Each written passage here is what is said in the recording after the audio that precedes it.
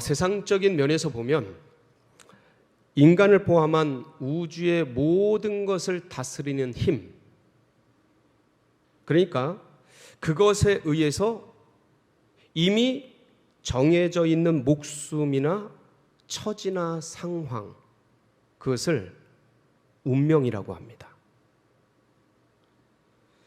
그런데 한 번 정해진 운명은 바뀌지를 않습니다. 거스를 수가 없습니다. 그래서 한 번 태어난 인생은 한 번 죽는 것은 운명입니다. 아무도 예외가 없습니다. 누구도 벗어날 수가 없습니다. 모든 인간은 살려고 태어나는데 죽으러 갑니다. 이것을 역전시킬 수 있고 바꿀 수 있는 그런 존재가 이 땅에 아무도 없습니다. 이걸 운명, 곧 인간의 숙명이라고 합니다. 이 운명의 사슬에 매인 존재들은 누구도 예외 없이 빠져나올 수 없고 그렇게 살다 그렇게 죽어갑니다.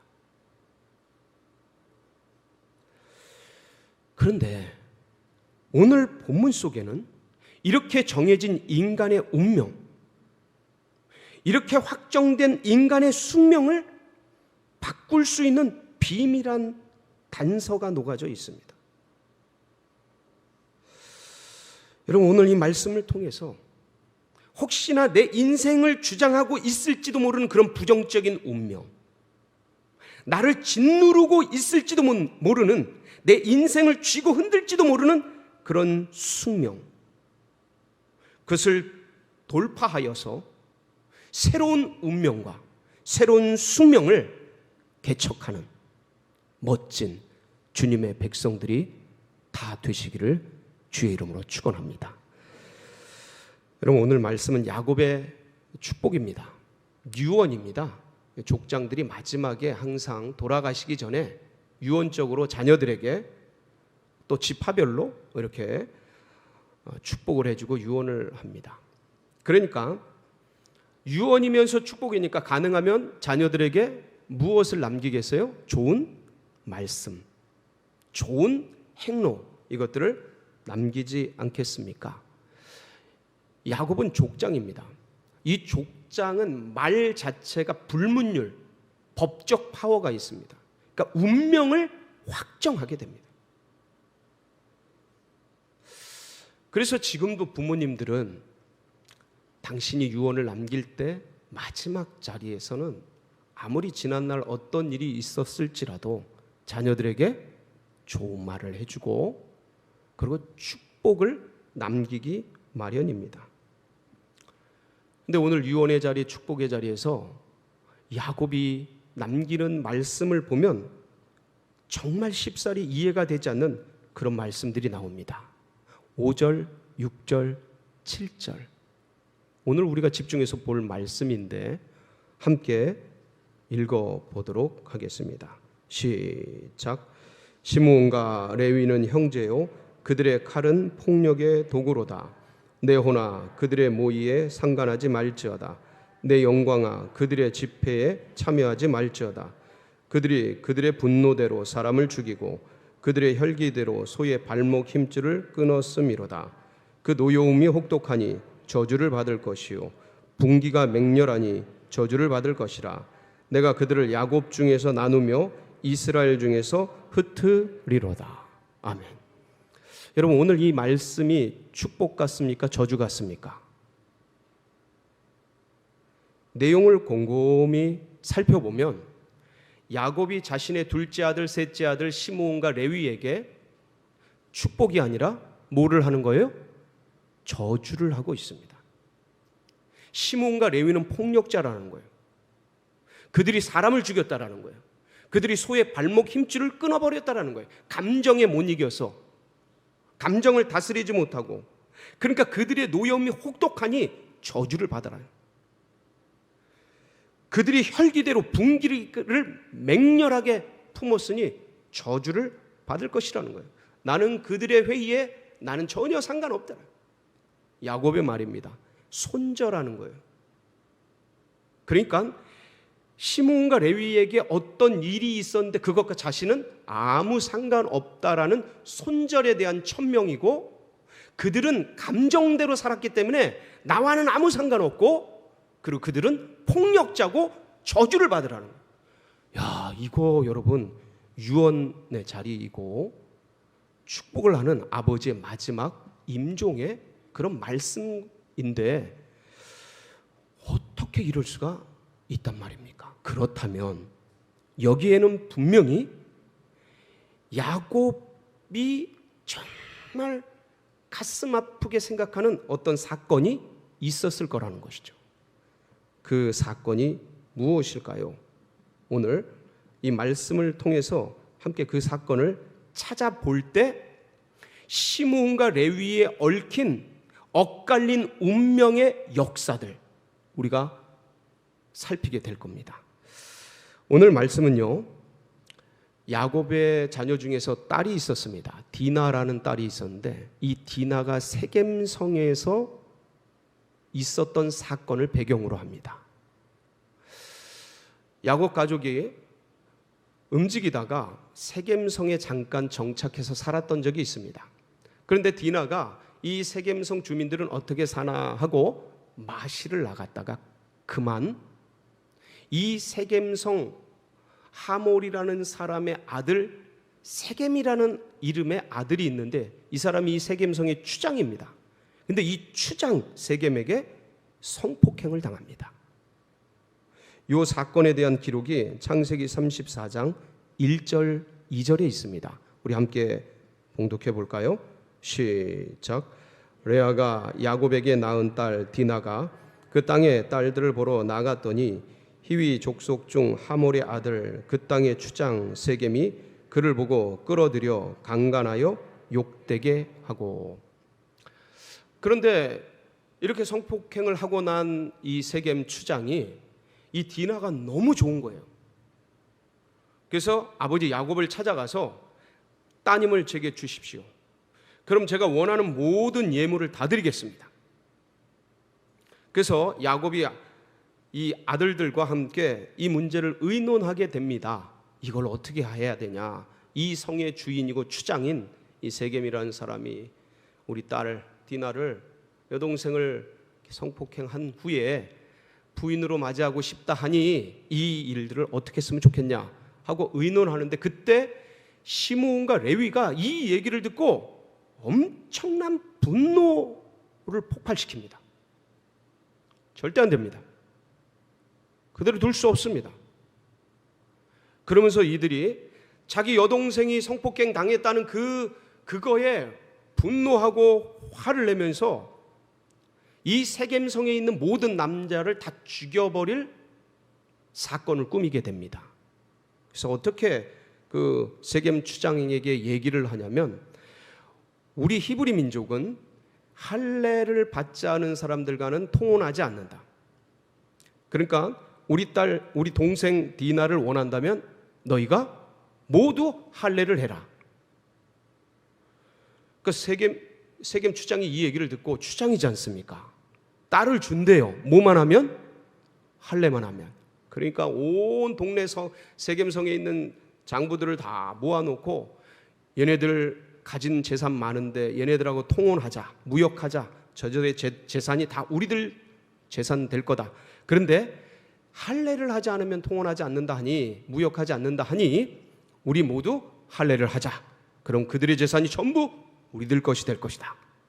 아유, 그 옛날에 추장이 하재는데, 추장의 말이 법인데 뭘 못하겠습니까? 그래서 온 세겜성 장정들이 다 알겠습니다 하고 할례를 했습니다.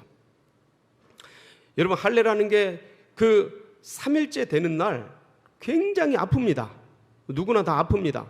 근데 그때 할례를 하고 전부 누워있는 그 세겜성 그 남정네들을 시므온과 레위가 칼을 차고 들어가서 전부 죽입니다. 대항을 못하니까, 아파가지고 대항을 못하고 있으니까 전부 죽여요. 그러고 나서 이제 세겜성에 잡혀 있었던 디나를, 여동생 디나를 데리고 와서 집으로 오게 되는데, 이게 너무 큰 사건이 된 겁니다. 왜냐하면 여러분, 당시는 동해복수법이라는 게 있었습니다. 눈에는 눈, 이에는 이. 물론 여동생이 성폭행을 당하고 야곱의 딸이 성폭행을 당한 건 굉장히 가슴 아픈 일입니다. 그런데 내 여동생이 성폭행, 내 딸이 성폭행을 당해? 그렇다고 해서 칼을 차고 들어가서 그 수백 명의 그 마을, 그 성에 있는 사람들을 다 죽인다면 그 사람들도 누군가의 아들이고 누군가의 손자일진데 너무 큰 사건이 된 겁니다. 그래서 이 사실을 알게 된 야곱이 시므온과 레위를 아주 야단쳤습니다. 어떻게 이럴 수가 있냐? 아무리 화가 난다 해도 사람들을 그렇게 많이 죽일 수가 있겠느냐? 그렇게 화를 내면 어떡하냐? 감정을 통제 못하고 그 많은 사람들을, 여동생이 성폭행 당했다고 그들도 누군가의 아들이고 그들도 누군가의 자녀일 텐데 그렇게 죽여서 어떻게 하느냐 하고 야단을 쳤습니다. 그러면서 동시에 당신은 부족사회입니다. 시족사회예요. 그러니까 이 세겜성도 하나의 하몰에 시족이 살았다라면 또 그 주변에 또 다른 시족과 부족들이 살았던 그런 시대입니다. 그러니까 세겜성의 사람들이 히브리 민족에게 다 죽었다는 얘기를 들으면 그 주변에 있는 다른 부족과 시족이 복수하기 위해서 찾아오지 않겠습니까? 그러면 힘이 없었던 야곱 12아들 데리고 무슨 부족을 상대합니까? 지금은 수술을 하고 할례를 받고 쓰러져 있었기 때문에 죽인 거지 어떻게 상대를 할 수 있겠습니까? 그러니까 잘못하면 가문이 멸족하게 생긴 거예요. 구속사에 예수 그리스도가 오셔야 되는데 구속사의 씨 흐름이 끊어지게 생긴 거예요. 시몬과 레위를 이 야곱이 야단을 쳤습니다. 그 내용이 어디에 나오냐면 창세기 34장 30절에 나옵니다. 우리 한번 볼까요? 이 말씀을 시작. 야곱이 시므온과 레위에게 이르되 너희가 내게 화를 끼쳐 나로 하여금 이 땅의 주민 곧 가나안 족속과 브리스 족속에게 악취를 내게 하였도다. 나는 수가 적은즉 그들이 모여 나를 치고 나를 죽이리니 그러면 나와 내 집이 멸망하리라. 이 어른의 시각이죠. 근데 혈기왕성한 시몬과 레위는 내 동생 죽여 다 죽었어. 그리고 다 죽인 거예요. 뒤를 생각 안 한 거죠. 근데 이 어른은 인생을 오래도록 살지 않았습니까? 그러니까 어떻게 전개될지를 아는 거예요. 그래서 이 자녀들을 책망했건만 시므온과 레위는 아버지도 없어요. 그러면서 아버지에게 이렇게 대항을 합니다. 31절인데 창세기 34장 같이 읽어보겠습니다. 시작. 그들이 이르되 그가 우리 누이를 창녀같이 대우함이 옳으니까. 그러면서 막 대항하는 거예요. 콩가루 집안이 된 거죠. 그러니까 이때 충격, 이때 고통, 이때 아픔이 야곱의 일생 동안 가슴에 새겨진 거예요.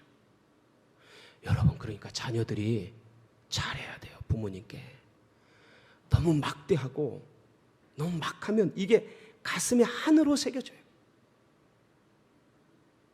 그러니까 야곱이 유언하면서 마지막 임종의 자리에서 그 시므온과 레위를 향해 축복이 아니라 뭘 퍼붓는 거예요? 지금 저주를 퍼붓고 있는 것입니다. 폭력자라는 감정대로 너희들 저주를 받아라. 그리고 온 땅이 흩어져 살게 되리라는 저주 섞인 말을 남기고 떠났습니다. 제가 아까 말씀을 드렸습니다. 족장의 말은 불문율이고 그 당시 족장의 말은 법이라고. 이게 운명 짓는다고. 그래서 역사 속에서 시므온과 레위가 어떻게 됐을까요?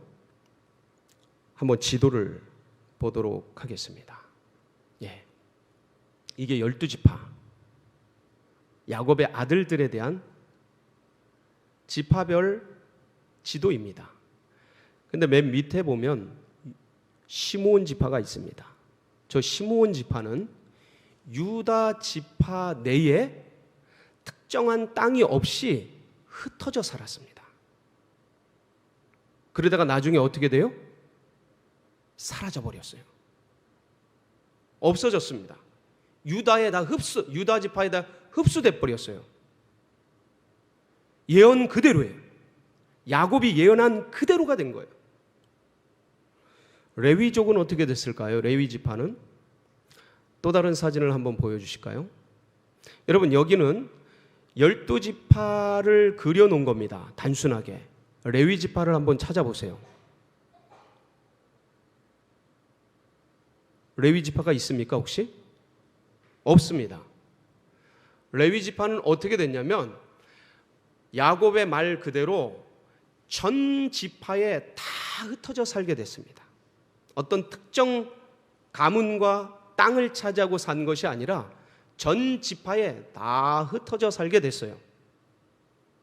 그 야곱의 말씀이 흩어지리라는 그 예언의 말씀이 정확하게 임한 거죠. 자, 그런데 여기서 시므온과 레위족의 레위 지파의 운명이 어떻게 엇갈리는지가 나옵니다. 시므온은 저렇게 돼서 유다 지파에 흡수되고 사라져 버리지만 레위 지파는 흩어졌는데 이 전 지파에 흩어져서 그 지파들을 교육하고 훈련하고 그리고 가르치면서 성전을 봉사하면서 제사를 집전하고 그리고 성전 사역을 하는 그러한 지파가 되었습니다. 그러면서 동시에 12지파로부터 가장 좋은 첫 열매를 받아서 그리고 11조를 받아서 생활하는 아주 고귀한 신분이 되었어요. 여러분, 이건 축복입니까? 저주입니까? 분명히 야곱은 흩어지는 것이 저주라고 선포를 했는데 레위족에게 응답된 것은 축복으로 역사된 거예요. 도대체 무슨 일이 있었느냐라는 거예요. 시므온 지파는 사라져버리고 레위 지파는 흩어진 그대로 이것이 축복이 된 역사적 배경이 도대체 뭐냐라는 거예요. 어떤 일이 있었기에 이런 사건이 일어나게 됐는가? 여러분, 야곱이 저렇게 예언을 하고 400년의 세월이 흐릅니다. 그리고 모세에 의해서 이스라엘 백성들은 출애굽을 하게 돼요. 그리고 만 두 달을 걸어 광야를 지나서 석 달째 되는 날 시내산에 도착을 하게 됩니다. 시내산에 도착한 이스라엘 백성들, 그때 하나님께서 모세를 시내산 정상으로 부릅니다. 모세는 이때 40주 40야를 금식하면서 하나님 앞에 나아가서 하나님의 율법을 받습니다. 말씀을 받아요. 근데 이때 산 아래에서는 우리의 지도자 모세가 어떻게 됐는지 모르겠으니 우리를 인도한 신을 만들어내라 하면서 아론을 윽박하게 됩니다. 그래서 아론이 금붙이를 모아가지고 불 속에 넣었다 빼니까 금송아지가 되어서 나오게 됩니다. 이 금송아지를 여호와라고 부르며 이스라엘 백성들은 우상을 만들어 놓고 난리 잔치를 벌이게 됩니다. 이때 40일 금식기도 산 정상에서 모세가 내려오다가 이때 말씀을 십계명을 받아서 두 돌판을 가슴에 품고 내려오게 되는데 금송아지를 새겨두고 잔치를 흥청거리고 있는 이스라엘 백성을 보면서 대노하게 됩니다. 들고 있던 십계명을 두 돌판을 내리 던져버림, 깨뜨려 버립니다. 그러면서 이 하나님 앞에 우상 앞에 저렇게 하나님 앞에서 우상을 만들어 놓고 저리도 난리 지르고 있는 백성들을 보면서 울분이 터져서 하나님 앞에 선 사람들은 이 앞으로 나와라 하고 초대하게 됩니다. 그게 출애굽기 32장 26절입니다. 우리 말씀을 한번 볼까요? 시작. 이에 모세가 진문에 서서 이르되 누구든지 여호와의 편에 있는 자는 내게로 나오라 하매 레위 자손이 다 모여 그에게로 가는지라.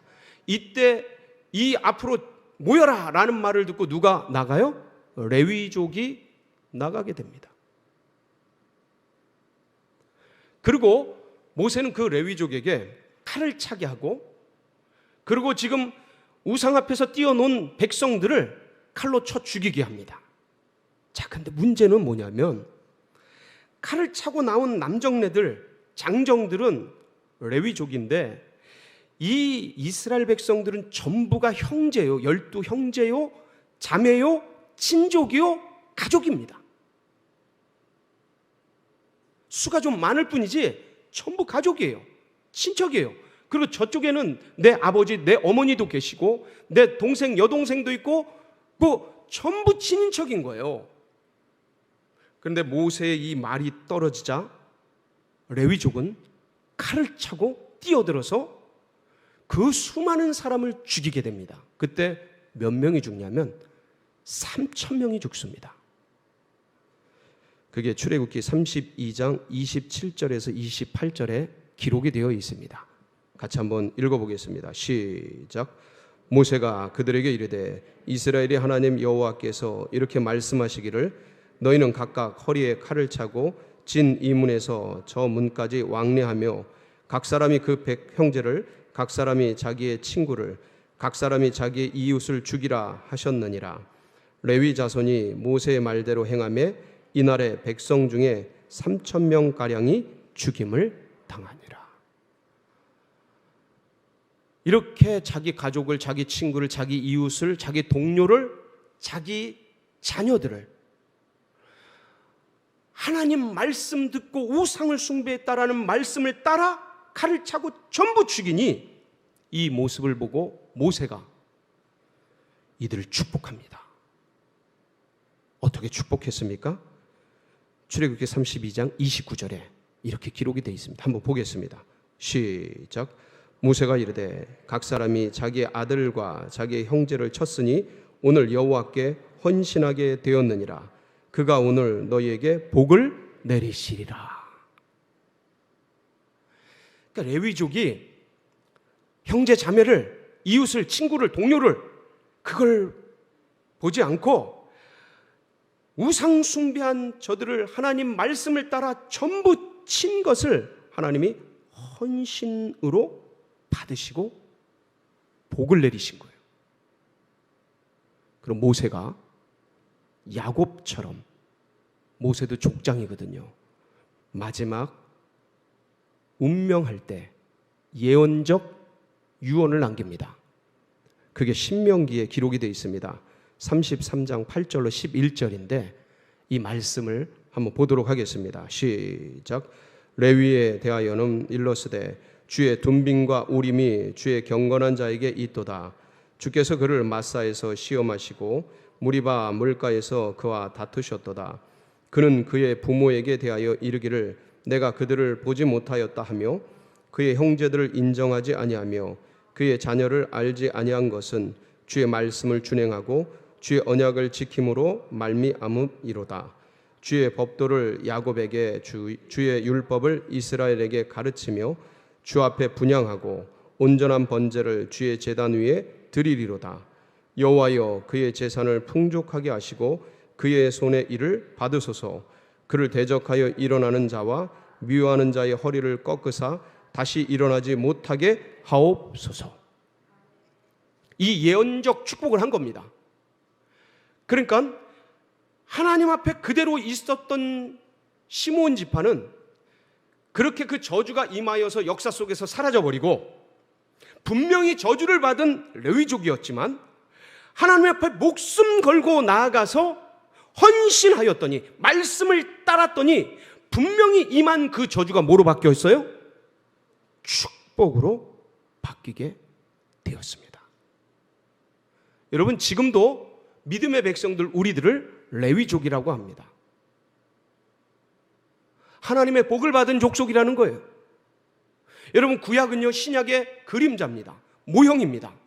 그러니까 구약에도 운명이 바뀌는, 죽을 운명이 바뀌어서 살 운명이 되고 저주받은 운명이 바뀌어서 축복된 인생이 되는 놀라운 광경을 구약에 심어 놓았습니다. 이것은 신약에서 누구의 안에서 일어날 그림자를 그려놓은 겁니까? 예수 그리스도 안에서 일어날 놀라운 장면을 기록해 둔 것입니다. 사랑하는 성도 여러분, 우리 운명을 바꾸시는 분이 누굽니까? 예수 그리스도십니다. 우리는 부모를 죽이지 않아도, 친구를 죽이지 않아도, 형제를 죽이지 않아도 운명을 바꿀 수가 있습니다. 어디 안에서요? 예수 그리스도 안에서 죄인된 운명이 의인된 삶으로 바뀝니다. 죽을 운명이 영생의 운명으로 바뀝니다. 그렇게 살다, 그렇게 이름 모를 들풀처럼 살다가 고난 속에서 죽어갈 그 인생이 하나님의 자녀된 아름다운 생을 누리며 행복한 삶을 누리며 영원 천국, 영생 천국으로 가게 되는 놀라운 운명으로, 삶으로 바뀌게 됩니다. 어디 안에서요? 예수 그리스도 안에서. 그래서 영접하는 자, 곧 그 이름을 믿는 자들에게는 하나님의 자녀가 되는 권세를 주셨으니. 주님이 이 사건에 대해서 이렇게 말씀하십니다. 요한의 때로부터 천국은 침노하는 자의 것이다. 예수 그리스도를 통해 천국은 누구에게든지 열려있는 그러한 나라가 되었다라는 말씀입니다. 이게 마태복음 11장 12절에 기록이 되어 있죠. 같이 한번 읽어볼까요? 시작. 세례 요한의 때부터 지금까지 천국은 침노를 당하노니 침노하는 자는 예수 그리스도를 통해 천국을 영접하고 받아들이고 누리는 사람은 빼앗고 그것을 영생토록 누리게 되는 놀라운 역사가 일어나는 것입니다. 여러분, 운명은 분명히 존재합니다. 저는 운명을 믿습니다. 한번 태어난 인생 죽는 것을 바꿀 운명은 이 세상에 아무도 없습니다. 그런데 저는 세상적인 그런 운명론을 믿는 것이 아니고 예수 운명론을 믿습니다. 예수 안에서 바뀝니다. 예수 안에서 운명은 개척됩니다. 예수 안에서 운명은 새로워집니다. 이 예수 그리스도를 품고 절대 포기하지 마시고 이 한 주간도 승리하는 우리 복된 성도님들 되시기를 주의 이름으로 축원합니다. 같이 기도하시겠습니다.